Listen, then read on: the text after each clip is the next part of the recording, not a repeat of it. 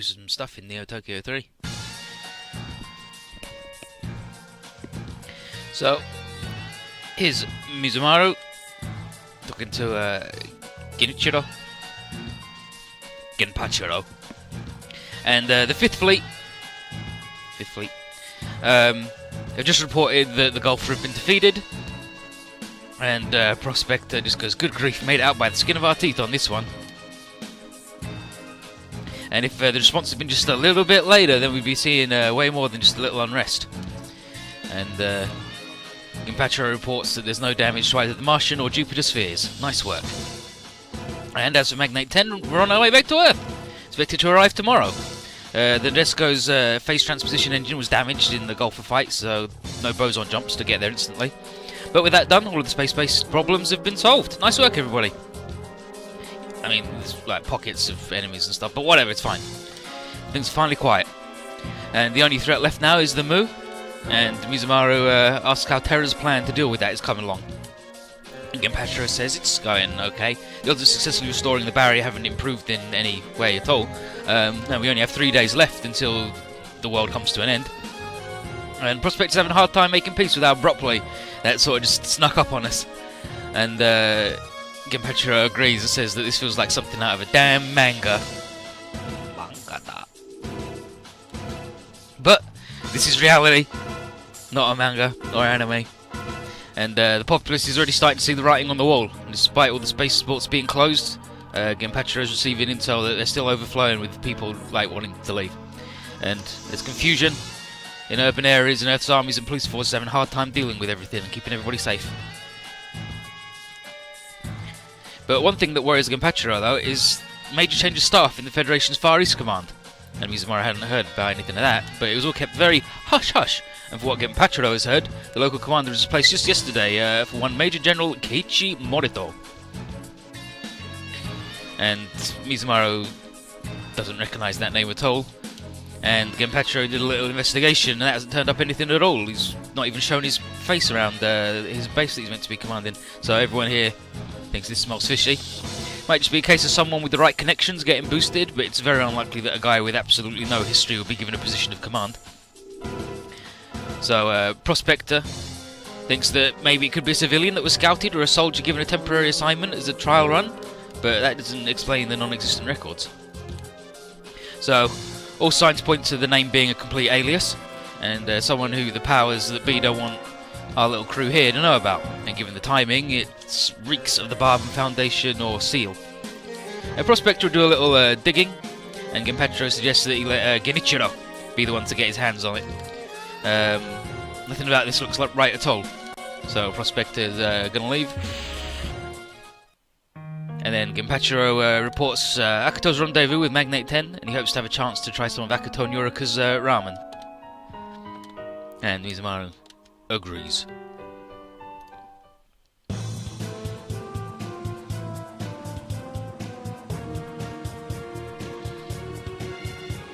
And here's Hibiki, and here's Rikudo. So Rikudo's visiting Professor Hibiki, and they last saw each other at a scientific convention a very long time ago. He apologises for bugging the Metropolis people, but Haruka was adamant that he relocate here. And Higashiyama, over here, understands Metropolis is pretty safe when its big shell is closed, and the girl's just worried about her uncle. Megumi then comes running in then. She's been assigned here to help with Terra's upcoming operation. Same as Ayato, Haruka and Itsuki. And Rikudo internally wonders if they're having Ayato and Razef on guard, the star of Lamu. Or maybe... And he goes like, nah, anyway. He thinks Barben will come here personally. And then Meg says there's an incoming transmission from the Lydia Litvak.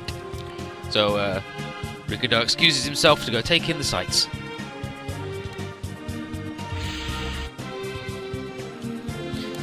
Put it on the monitor. It's Soichi from Terra, and he is currently the commander of Terra.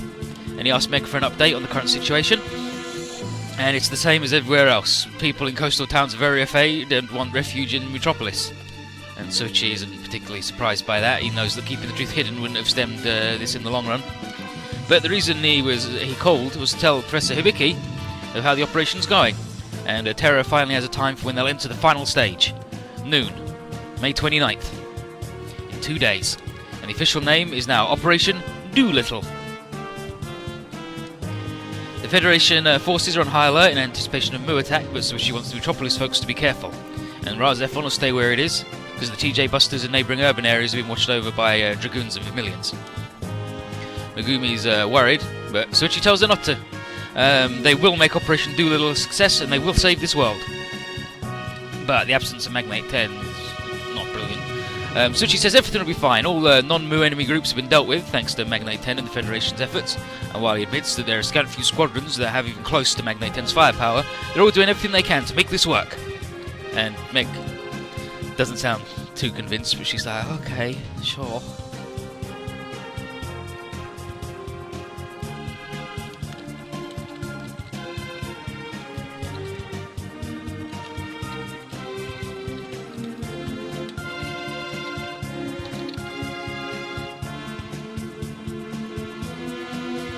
And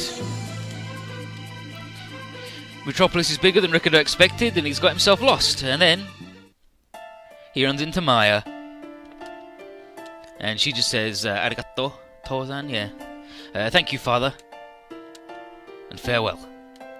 And then she just vanishes. And Ricardo's like, "Oh, jeez, it's finally starting, huh?"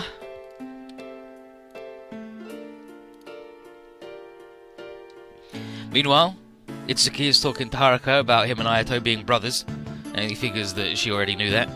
And they both have the same mark on their bodies, though he was only ever intended to be a replacement for Ayato, and he's long since passed the essential age of 17 to become an instrumentalist.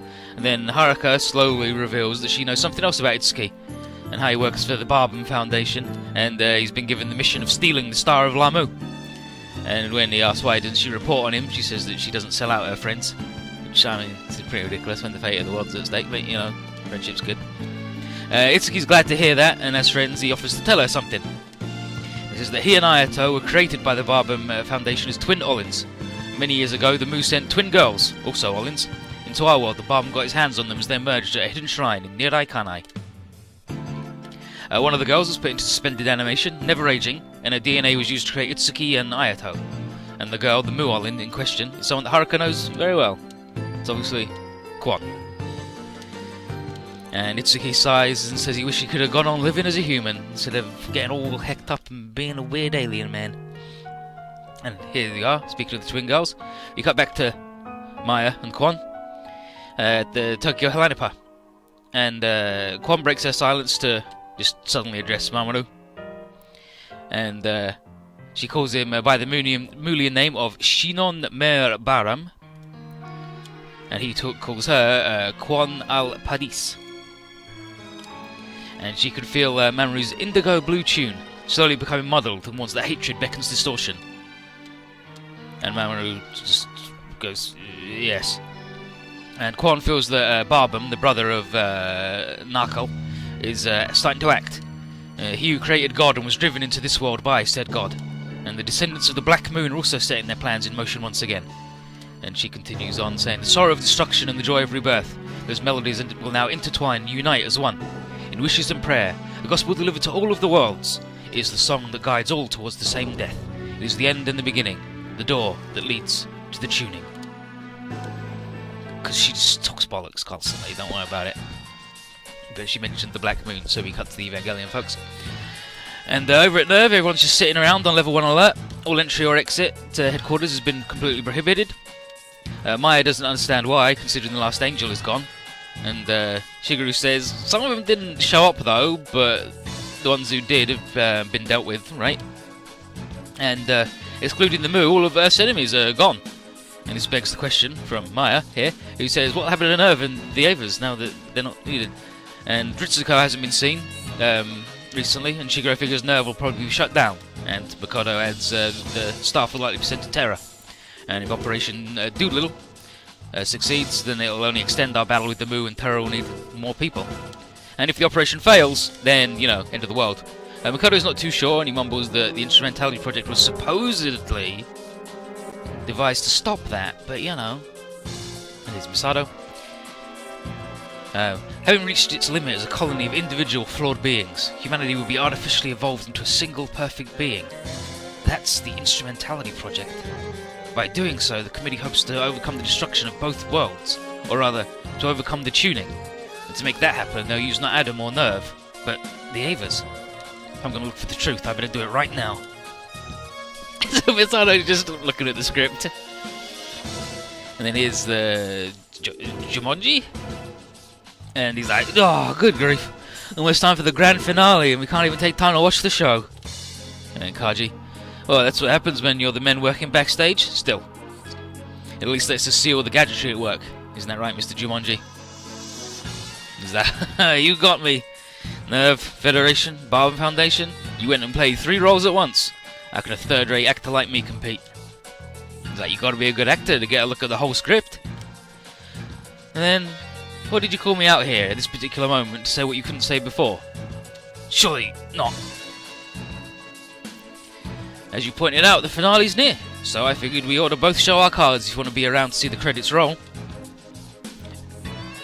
End the roll. But you want something first, right? Just that you relay everything I know to a certain person. Your old flame, huh? How loyal of you. I ask that because my act may be up soon. Ugh. Can't well make any demands of you after hearing that. Alright, where do we start? With the 2 scripts for this play, they were originally one and the same. Scenario. Right, both built around an ancient myth, though no one knows who the author of that myth was anymore. It's been theorised that it was the creators of the Martian ruins, but we don't have the time or means to prove that. Well, from our point of view, it might as well have been something akin to God. The problem is, some folks got the bright idea to play out this incredible script that was left behind. So the theatre stays a theatre, but of course, a play loses all meaning if it doesn't have an audience. So, there was a big production to draw in the audience, but, woe of woes, there were multiple troupes, each raising the curtain on their own different productions. At the same time, on the same stage. Unsurprisingly, the show was a train wreck, so 2 Deus Ex Machinas got thrown in at the last minute. Deus Ex Machina. Mechanical gods that show up in ancient Greek plays, beings meant to put an end to plays that had gotten out of hand. I'm just gonna ignore that. And then Jumanji, rushing into the denouement, ended up costing them dearly though. One of the mechanical gods, far from ending the play, went and vanished from the whole theatre, taking the leader of one of the troops with it. The remaining actors, left with no recourse, were pulled into the backstage called the Chamber of Goof.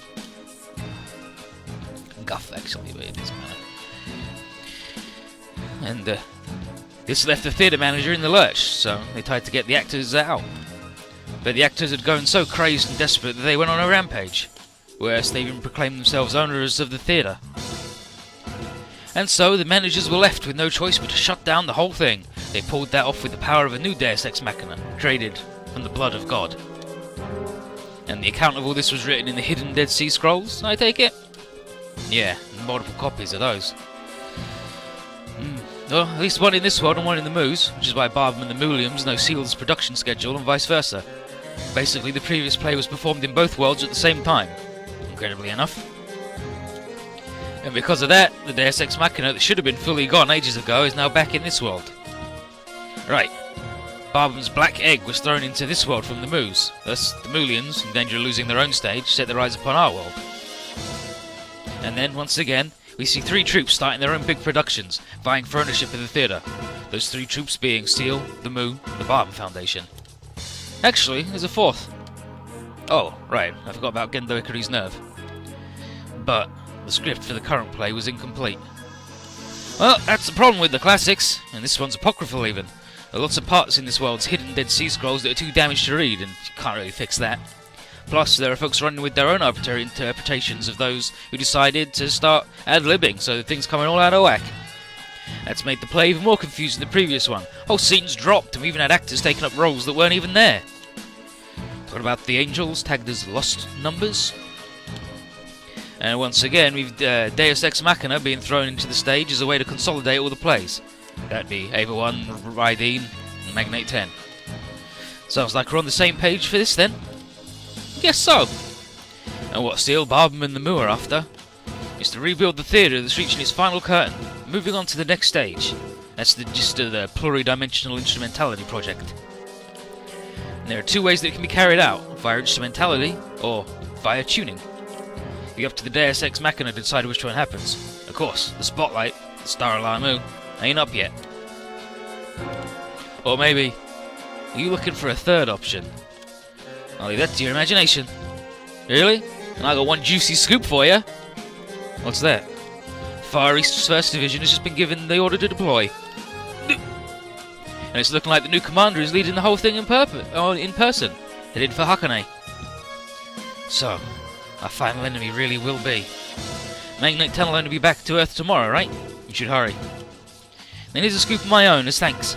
He will pick Metropolis as the place to watch it all go down. Really now? I might shop around there later in this case.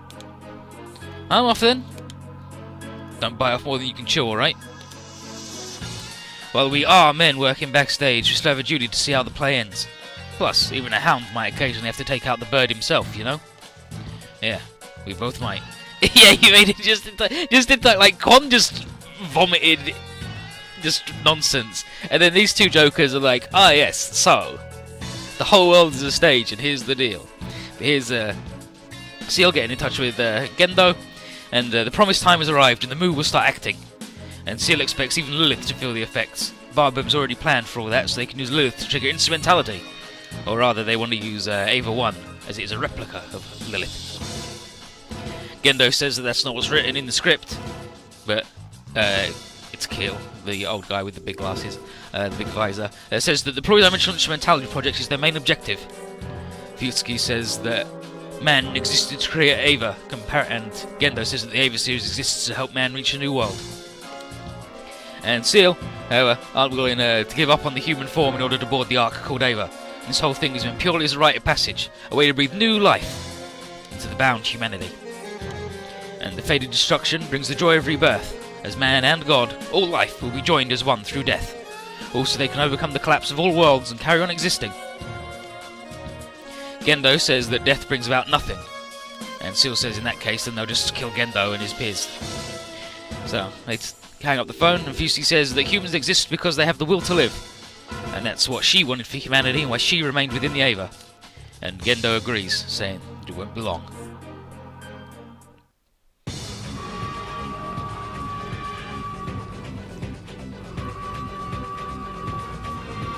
Moving on, damn, that'd be wild if it did. So things are going down. Here's Kim detecting D1 and D2s around Tokyo, but apparently it's not just there. They're just coming out everywhere, showing up around the Hellanipas and even at the TJ Busters. And so she realizes that the Mu have started their attack.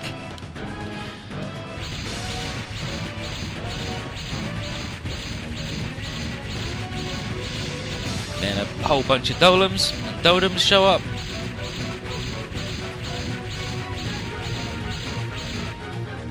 And Terra's other sections are already under attack, so Sushi sounds the alert and orders all troops scrambled, with others to defend the TJ Busters at all costs. Here's Elvie and some mass-reduced Vermilions and some Dragonars. Elvie's pissed off, obviously, because it's the Mu doing things, and Sushi tells her to get the hell out of here and head to Metropolis as soon as possible. And the Mu is certain to target the Star of Lamu and Ayato, so he wants her to run defense. She's like, yeah, but... And so she just says that was a direct order. She's like, Roger. Off she goes. And he then tells Kim to join the RMU system engineers as they evacuate the Lydia. And Kim's like, bleh. And she asks Soichi. Yeah, she says, is that, yeah, she's like, Commander Yakumo, is that an order? He says, yes, it's vital for Operation Doolittle to succeed. And he promises that he'll make it back to her. And she's like, but alright.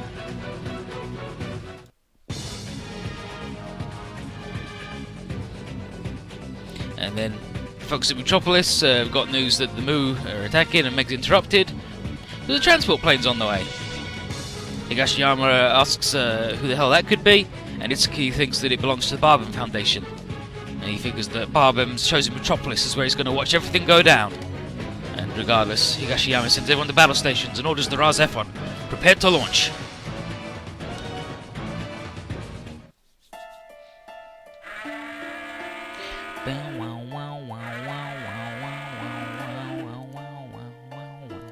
So the alarm goes off. The move started their attack. Oh, it's Reika again. Reika, Mishima.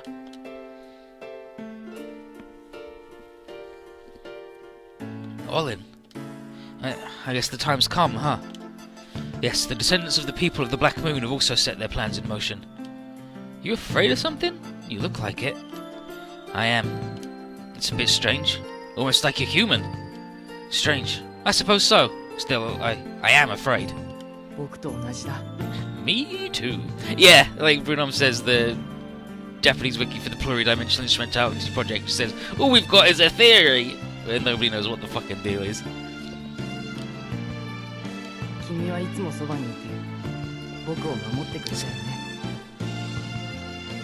And there's been another video for Super Robot Wars X that has just the most incredible cut-in, where it's C2 and then she's posing and then it just zooms straight to her butt for no reason. It's fucking incredible. But you've always been close by, watching over me, right?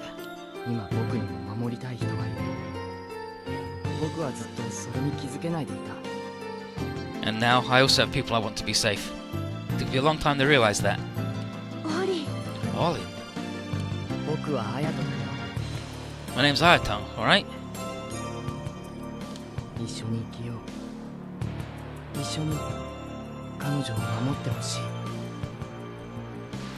You and me, we'll be together.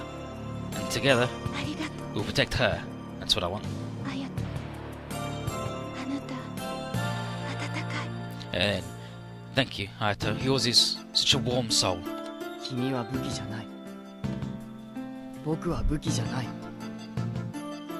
are not a weapon, and neither am I. I am music, an instrument that produces a melody.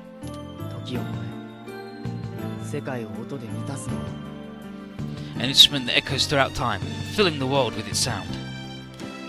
She disappears. Do you have an epiphany or something?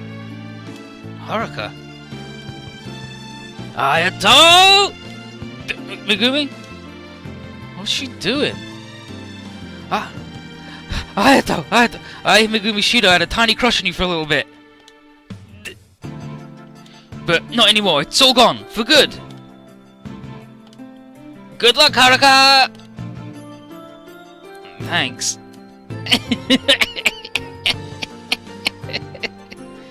Meg. Feels good to get that off my chest. And then starts to sniffle.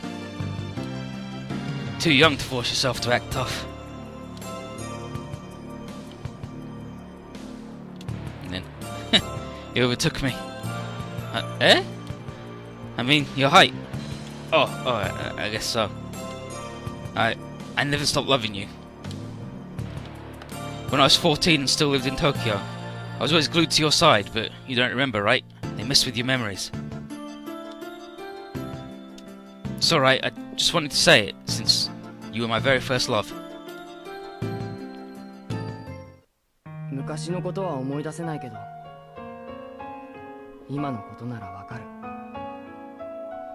I might not remember that time, but I know how I feel in the present. And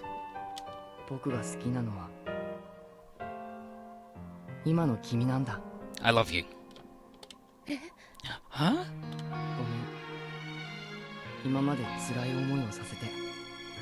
Sorry for all I put you through. And then they smooch, obviously.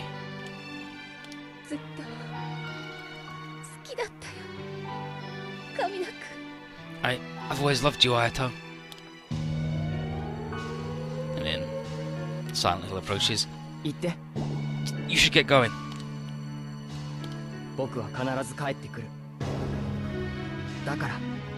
Promise I'll come back, so please. It's crazy. No, they're the same age.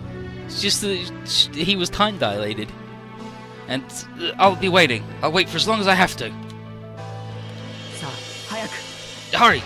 Please! Right. And off she goes.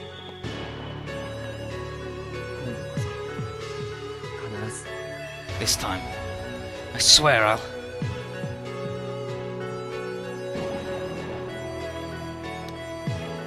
There's Metropolis.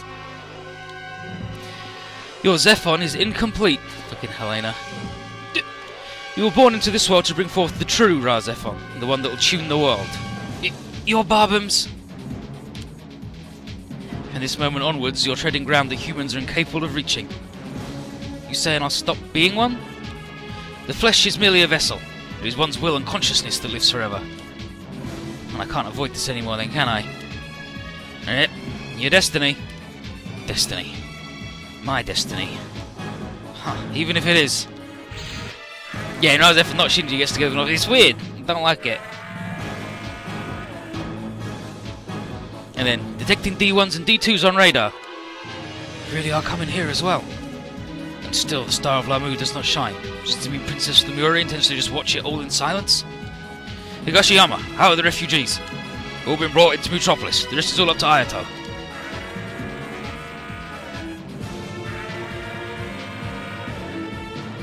Enemies entering our airspace.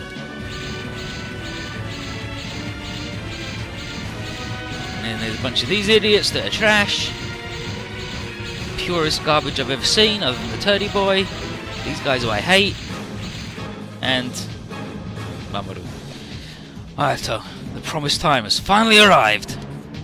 Mamoru. Oh, then, before you abandon your humanity, I'm not backing down either. I've got too much I want to protect. None of those things will matter once you attain Yotiotl. So I'm gonna kill you before you do. I'll make you feel the pain of losing what you wanted to protect. And now he's got this guy hang out.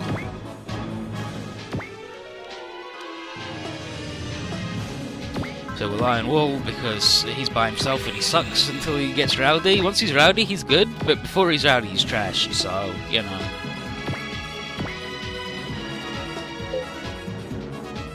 I mean, this has got like real good defense things, but we'll move, it's fine.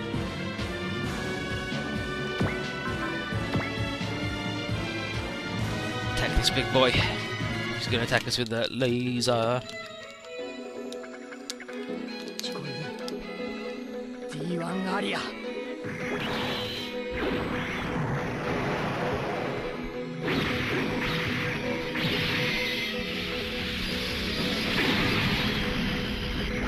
Okay, and Brunom's note is you can either get to turn 5, kill everything except Mamoru, or get Mamoru below 70% HP to get to the next stage and move things along.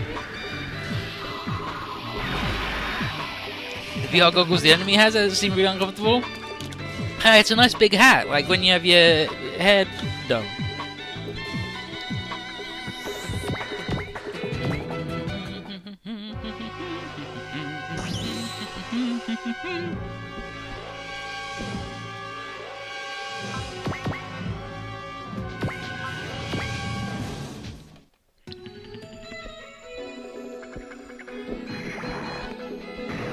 This little bell fucker.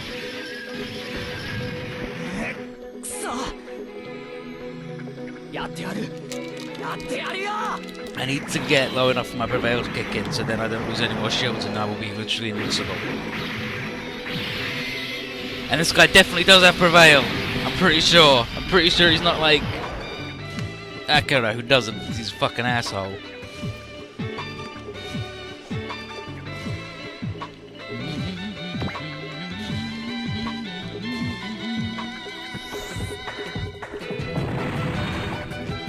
Nice work. Nice ball.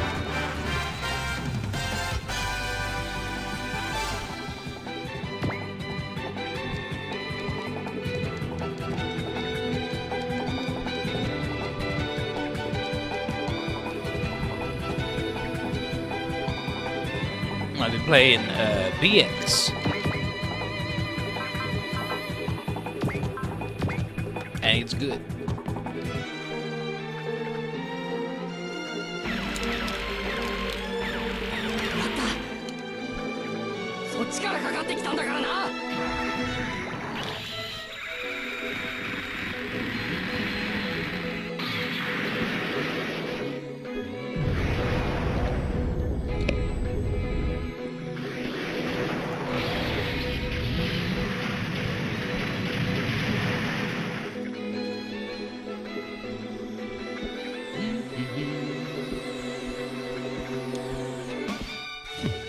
Bum bum bum.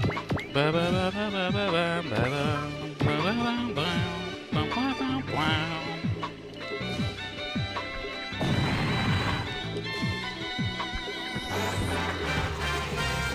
Yes, he's got power over 7. He's good.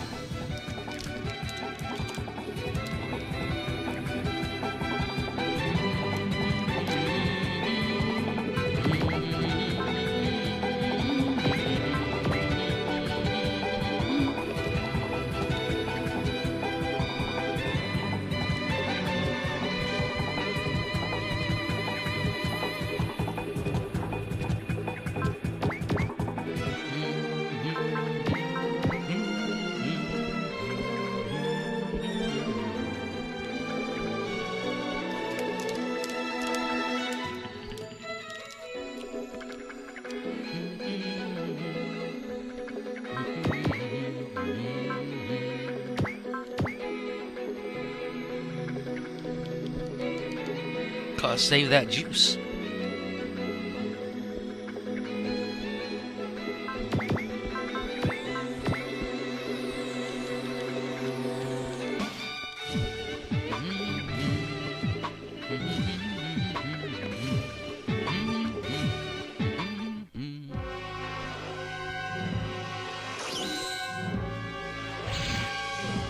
Okay, so Elvie shows up, and she sees that Soichi was right on the money. Damn, Mo! And then Haruka asks, and she says that the commander and the Lydia are doing just fine. The Lydia are doing just fine, but that might change if the Mu's forces keep growing as they have been. Mamoru's not impressed by this at all. He says that try as we might, we cannot escape our destruction. It's the destiny of the red-blooded peoples, and it's been determined as such a long time ago. And Elvie says that she doesn't give a shit what Destiny says because she ain't getting taken out. And this is one, she says this is one of the many people living in this world. So we got a buddy.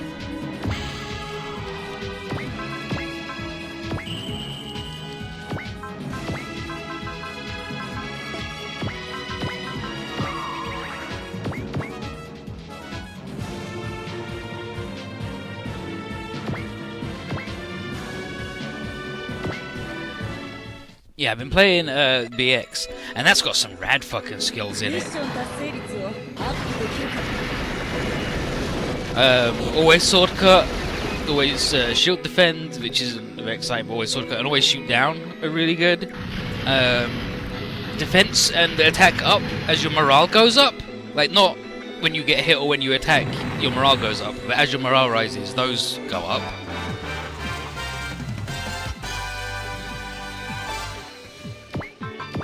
It's fucking wild, let me tell you.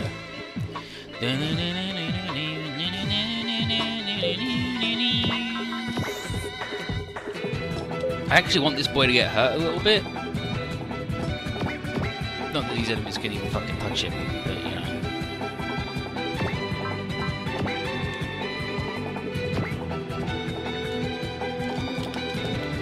I just want him to get beat up.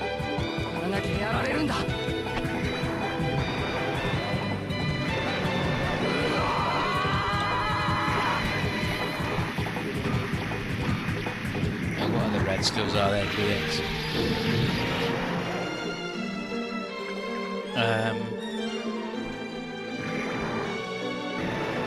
Oh, you can increase your terrain ratings with a skill.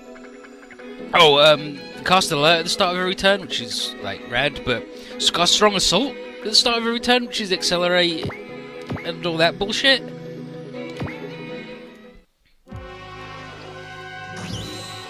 So you just go fast and zoom away. Oh no, the paint fell on the floor. Oh no!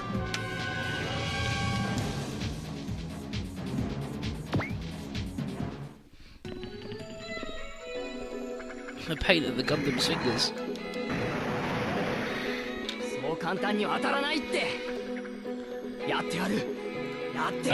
Maximum will up to 200, 100% counter activation. Distance penalty reduction. Oh, it reduces the cost of upgrades by 20%, so it costs you 20% less to upgrade your robot. Support and attacker do an extra 20% effectiveness.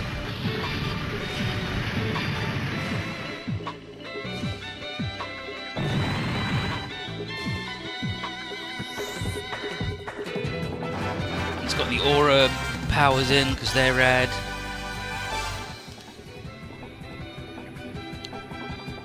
Yeah, there's belligerence. Okay, boys, how you doing? To up your stats, they're like it's skill parts that you use, and it'll be like Kaido's skilled melee technique, which gives you plus 10 melee, plus defense, plus 5 evasion, and stuff like that. Industrial 7's hot dog is hit skill and evasion, which is the unicorn thing. Super Alloy Gekiganger 3 is defense, melee, and evasion. It's fucking rad. It's good.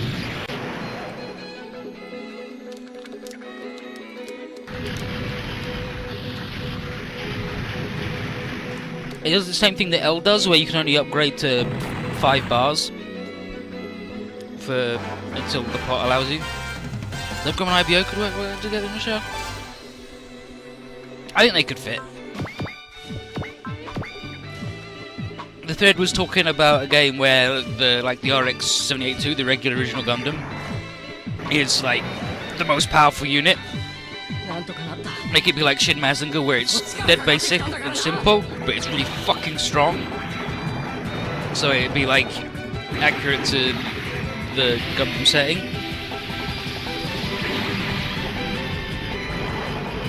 And people said that you couldn't have IBO in that because the point of IBO is that everybody knows mechas, and that's why Decadan are like a big bunch of bullshit. And I thought that IBO is like, you can perfectly come in with IBO for like Zeta Gundam. Like, you can't do 1 Year War, but you could do Zeta Gundam.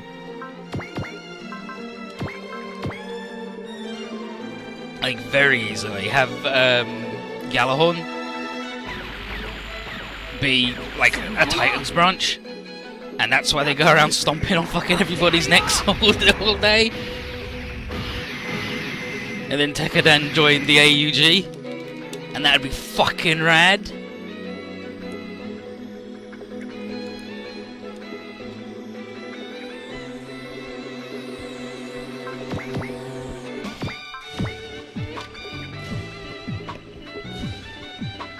I don't think Tobikage would really fit with IBO. Laserna could fit, sort of, but mostly the only thing those things really have in common is that they're on Mars. Fuck you!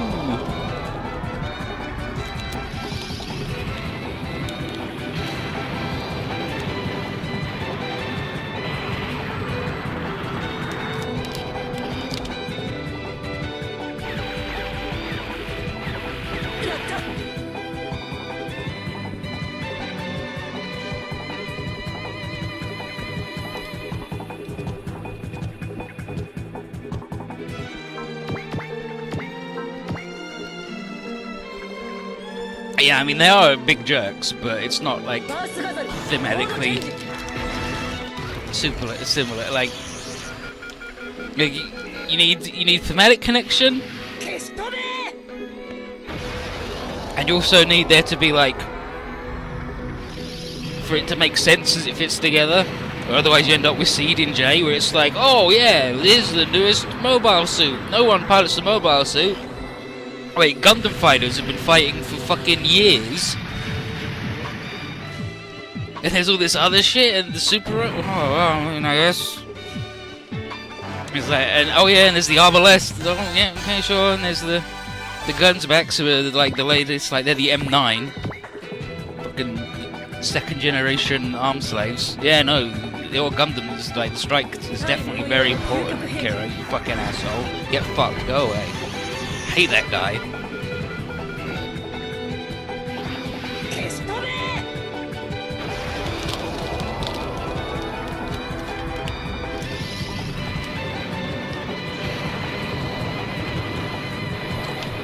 No, don't take the J approach. The J approach sucked.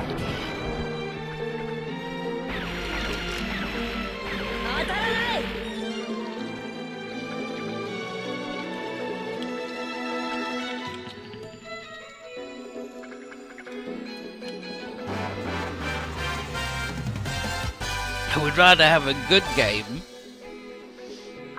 with a well-written story that connects nicely, not pure garbage. Next one, the rest of the J is okay, just a big weird mishmash. It's just see, like, absolutely doesn't fit.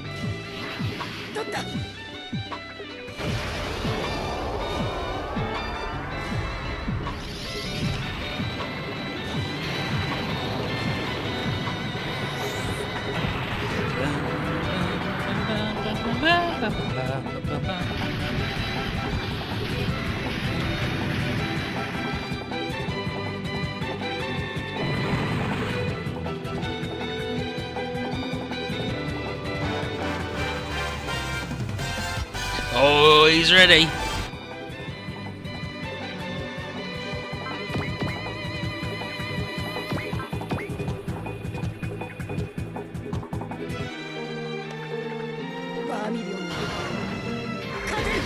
With the Vermilion, and then she shoots her the same attack that she's done with the other one.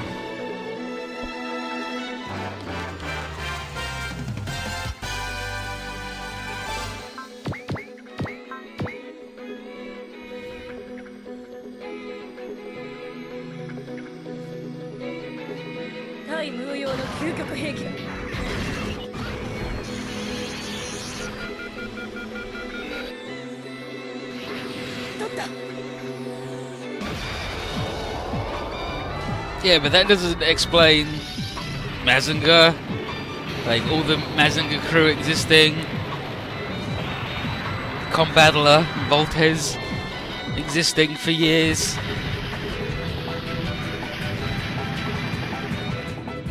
Arm slaves being a thing.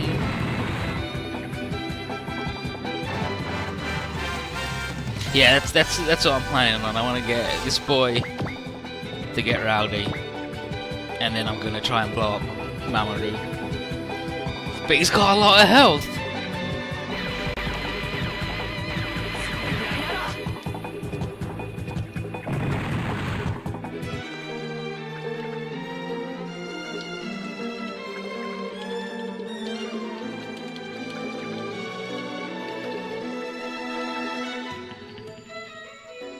Rather than the LAM system, mobile suits superior to arm slaves? I mean, not in terms of actually, like, being rad though.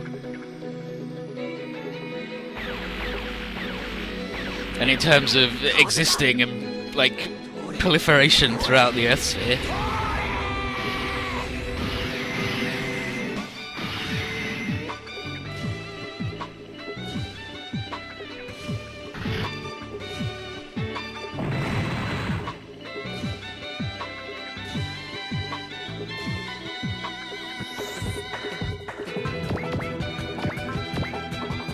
Yeah, I'm not going anywhere near the fucking metronomes, I hate them. They actually have, like, 5 billion health and it's gross and I hate them.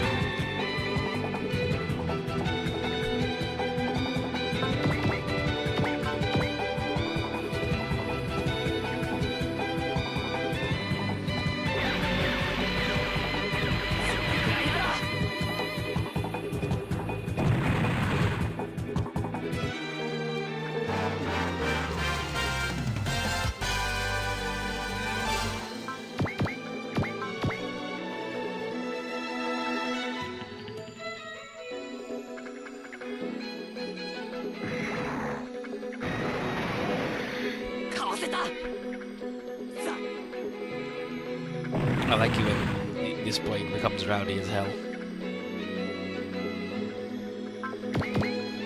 And I recommend everybody read the Twitter thread that was the guy of the thing we playtested on Saturday. He live tweeted our game. I'll link it. And then if you want to have a stupid time, I recommend, like, podcasting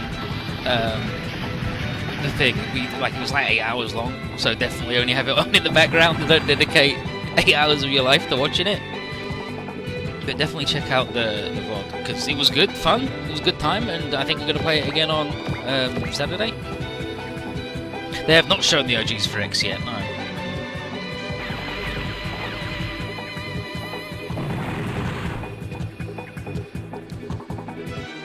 But they did show I'm not doing that. I'm saving my juice. But they did show C2's butt. Like, she does her attack in the pink robot again, and then she does a big pose cutting for the dynamic kill, and then the camera just pans from her face straight down to her butt.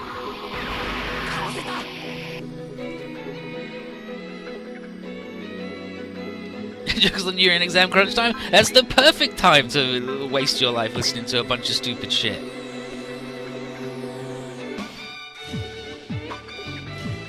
Yeah, it's a thing the guy is if you continue the game Saturday, follow the Metro now. Oh, because he's got to draw all the boundaries so we know whose territory is whose. To give you the elevator pitch, it's 8th MS team, War in the Pocket, Bottoms, Vietnam Hell. I play Leo Saint-Antoine. He is like a World War II like fighter pilot ace, but for mechs, and he has no legs.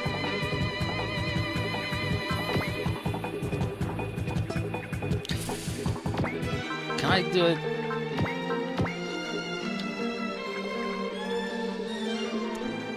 He has leg blades to walk around, and obviously that's not super brilliant when you're in like the Amazon rainforest, right? And it's all swampy and mangrovey. So he doesn't like to be out of the robot.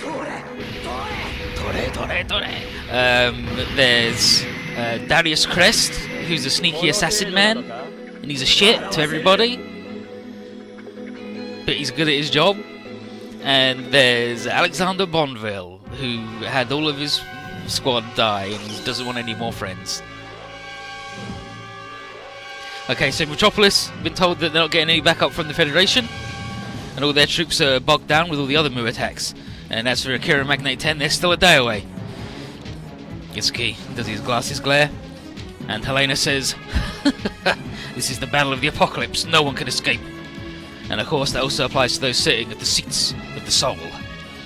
And the end and the beginning is all converging upon this world, and with that the time for the instrumentalist to play the song of demise draws near. The moment she's been waiting forever to see is finally close at hand. And Itsuki's like, "Wow, Helena, you still in there?"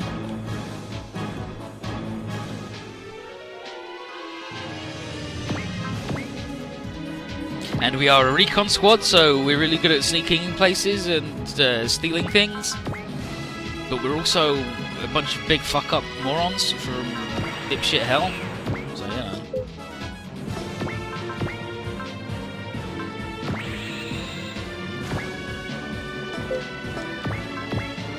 Go. We only commit one war crime in the session, but I mean, that's still pretty good. We work for the corporatocracy. We work for the company with the 101st acquisitions and mergers, which is, you know, fancy business synergy speak for we go and steal things. Our best friends are the Valkyries, because they pick up scrap and dead mechs and sell it, because we're good.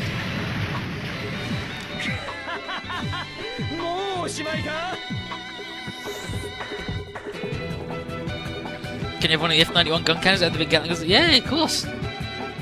Sounds like the origin of the anime team. Yeah, basically. Then it's about time I ended this, Ayato. Someone's a bunch of nerds.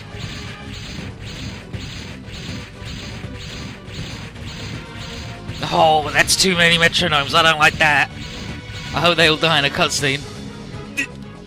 They start this many mooks. Death is your destiny. Accept it. I guess these things really are going to be the death of me. I'm not done just yet. I can't let this be the end.